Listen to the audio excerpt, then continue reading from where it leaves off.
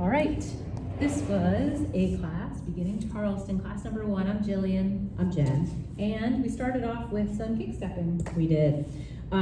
We practiced some basic kick techniques. So we started with our right foot and we did single kicks. So we went 1, 2, 3, 4. We did 8 of them, but just to talk about some of the basic things to think about. We're kicking right in front of our body so that your heel is just off the ground. A nice small kick. And then we talk about arms being in opposition. So when you're kicking with your right foot, your left arm is swinging across. And when you're kicking with your left foot, your right arm is swinging across.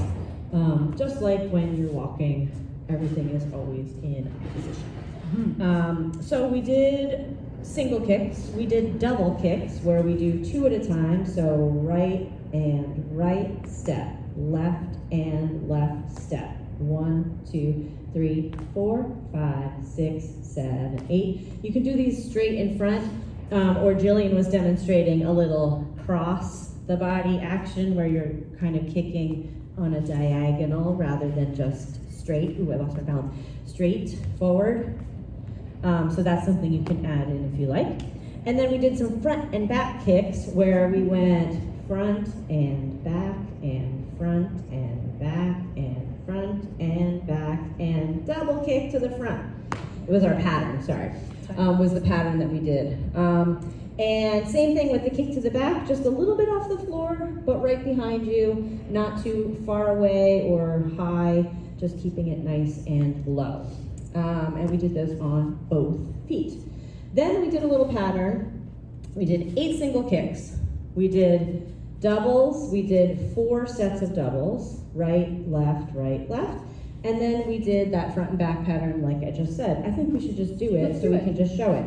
5, 6, 7, 8. Single kicks, 2, 3, 4, 5, 6, 7, 8. Now doubles and doubles, 2 more, doubles and doubles. Now front and back we go 1, 2, 3, now a double to the front, kick and kick, step. Same thing, front, 2, 3, and a double, kick and kick, step.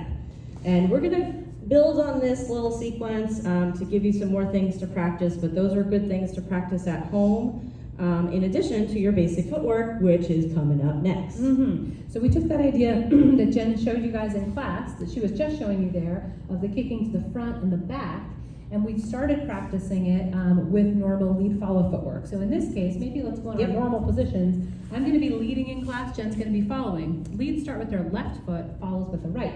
So what we did was we started with that lead left, follow right, and we did the kick back and a kick forward, and then we stepped. Then we did a kick forward and a kick back, and we stepped. So back, forward, and back. Back, forward, and back.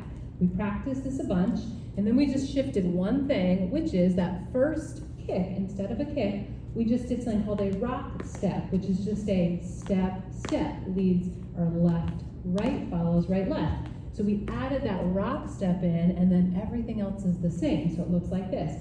Rock, step, kick, step. Well, that's the other part. It's not the same. Rock, step. Oh, yes, we did do that. Same, yeah. It's the same. Glad I'm learning this as we Kick go. forward, kick forward, and back. Rock, step, kick, Forward, step, forward, and kick, back. step.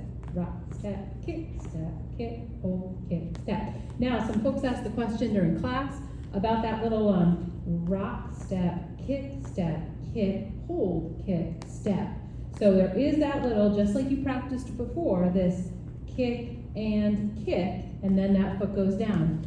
If you put that foot down too soon, it just starts to feel weird to the music and with your partner, because you usually are going to put it down if you're counting music on count 7. So if we do 8 counts that we count off with the music, 1, 2, 3, 4, 5, 6, 7, 8. You want that foot to go down on that count 8 so that you don't get off the rhythm of the music or your partner.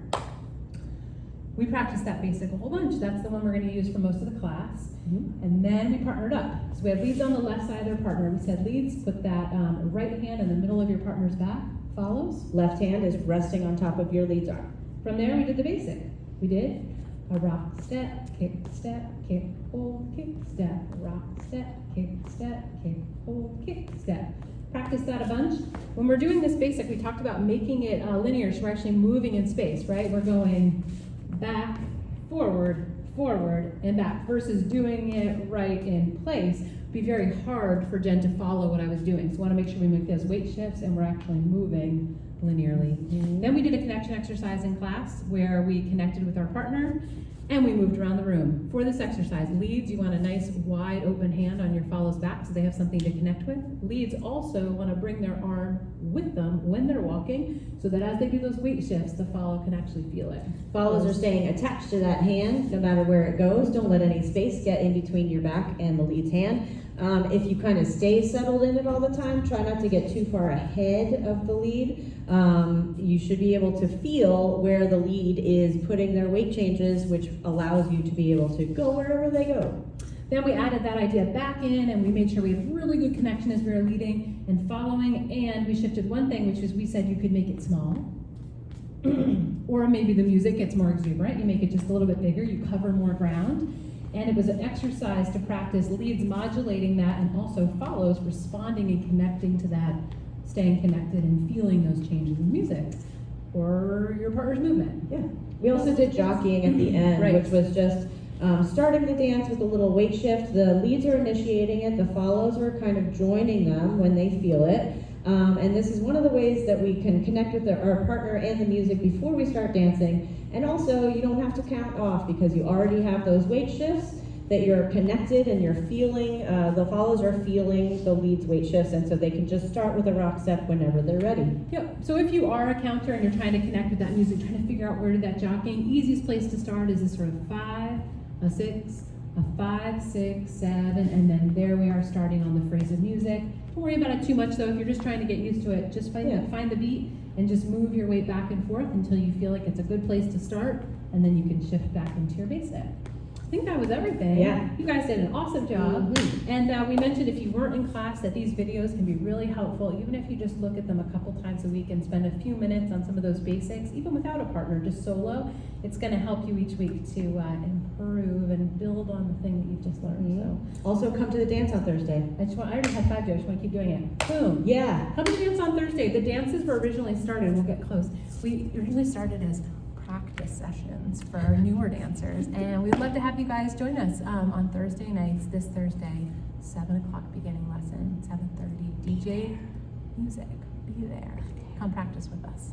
Thanks, guys. Good job tonight.